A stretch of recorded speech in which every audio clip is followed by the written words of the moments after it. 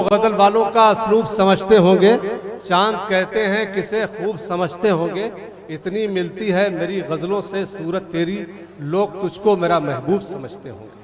आज के इस मुशायरे की निज़ामत के लिए पूरी अदबी ईमानदारी से मैं अर्ज कर रहा हूँ कि डॉक्टर मोइन शादाब जो हिंदुस्तान की सबसे बड़ी एकेडमी के रुकन हैं, मीडिया के बड़े जिम्मेदार आदमी हैं, जी सिनेमा से वाबस्ता हैं, राष्ट्रीय सहारा से वाबस्ता हैं और कलम के बड़े धनी आदमी हैं।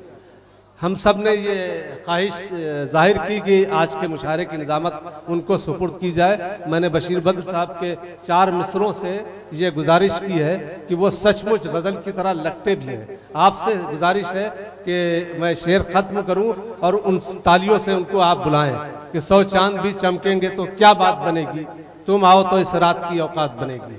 जनाब डॉक्टर मोइन शादाब।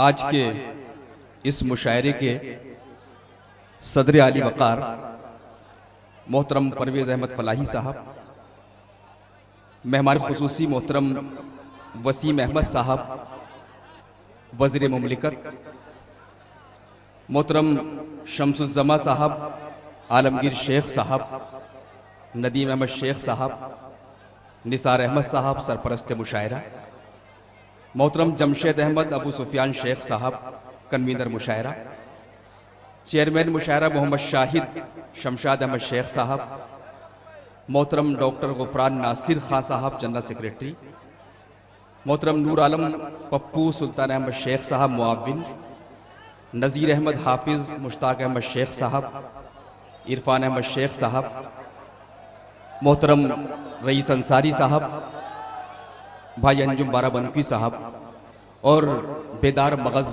सामईन किराम। ऐसी नहीं है बात के कद अपने घट गए, चादर को अपनी देखकर हम खुद सिमट गए, जब हाथ में कलम था तो अल्फाज ही न थे, जब लफ्ज मिल गए तो मेरे हाथ कट गए। संदल का मैं दरख्त नहीं हूं तो किस लिए, संदल का मैं दरख्त नहीं हूं तो किस लिए, जितने थे गम के नाग मुझी से लिपट गए, और सागर किसी को देखकर हंसना पड़ा मुझे, दुनिया समझ रही है मेरे दिन पलट गए। ये चंद शेर जो मैंने आपकी खिदमत में पेश किए हैं, ये उस शख्सियत का कलाम है, वो शख्सियत जिसका ताल्लुक इसी सरजमीन से था जिस सरजमीन पर यह मुशायरा आप लोगों ने उनकी याद में महकाया है। दोस्तों, रखता है बादे मर्ग यहाँ कौन किसको याद, कुछ बात थी कि तुमको भुलाया न जा सका। कुछ लोग ऐसे होते हैं कि जिनको मरने के बाद भी वाकई नहीं भुलाया जा सकता है। सागर आज़मी साहब में तो न जाने कितनी खूबियां थी, बहुत सी खूबियों का जिक्र मोहतरम डॉक्टर अंजुम बाराबंकी साहब ने किया। जनाब वसीम अहमद साहब जो हमारे हरदिल अजीज़ वज़ीर हैं, उन्होंने जिक्र किया। लेकिन एक बात मैं आपको बताना चाहता हूँ कि उनकी खूबियाँ इतनी खूबियाँ हैं कि एक किताब उन पर तरतीब दी गई है, कई घंटे उन पर बात की जा सकती है। लेकिन मैं एक छोटे से जुमले में ये बात मुकम्मल कर रहा हूँ। मैं आपको ये बताना चाहता हूँ कि जो हमारे बहुत से शोराए किराम आज के इस मुशायरे में तशरीफ़ लाए हैं, जिनको आप सुनेंगे जी भर के मोहब्बतों के साथ, वो सिर्फ मुशायरा पढ़ने के लिए इस सरजमीन पर हाजिर नहीं हुए हैं, बल्कि आप यकीन जानिए कि हम में से तमाम तर शोराए किराम आज यहाँ इसलिए भी हाजिर हुए हैं कि हम उस धरती को देखना चाहते थे, उस धरती की खाक को सलाम करना चाहते थे, उस धरती की मट्टी को अपनी आंखों का सुरमा बनाना चाहते थे कि जिसने सागर आज़मी जैसा एक ऐसा अजीम शायर आपकी खिदमत में पेश किया, आपकी इस धरती को दिया, जिसने पूरी दुनिया में अपनी शायरी के ज़रिए अपने फ़न का लोहा मनवाया है। दोस्तों देखिए, सागर आज़मी साहब सिर्फ मकबूल शायर नहीं थे, सिर्फ मशहूर शायर नहीं थे, बल्कि वो लोगों के महबूब बन गए थे। और कोई भी शख्स पहले मशहूर होता है, उसके बाद वो धीरे धीरे मकबूल या पॉपुलर हो जाता है, लेकिन आखिरी में एक ऐसा मरहला आता है कि वो लोगों के दिलों की धड़कन बन जाता है, लोगों का महबूब बन जाता है। ये महबूबियत सागर आज़मी साहब को हासिल थी। आइए दोस्तों, मैं बहुत ज़्यादा गुफ्तगू इसलिए नहीं करना चाह रहा कि आप बहुत देर से उन शोरा का कलाम सुनने के लिए यहाँ पर पहुँचे हैं कि जिनको आज सागर आज़मी की याद में जो कमेटी यहाँ बनाई गई है, सागर आज़मी मेमोरियल ट्रस्ट जो कायम किया गया है, फाउंडेशन, उसके तहत ये मुशायरा किया गया है।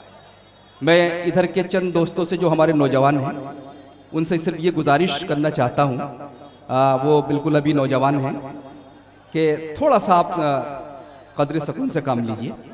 देखिए, जब पहले मुशायरे हुआ करते थे तो हमारी माएँ और हमारे घर के बुजुर्ग बहुत खुश हुआ करते थे। वो ये कहते थे कि आज हमारी बस्ती में मुशायरा है और आज हमारे बच्चे मुशायरा सुनने जाएंगे और वहाँ से तहजीब सीख कर आएंगे, उर्दू के लफ्ज़ सीख कर आएंगे। ये पहले मुशायरों का हमारा एक किरदार था, मुशायरों का एक कैरेक्टर था।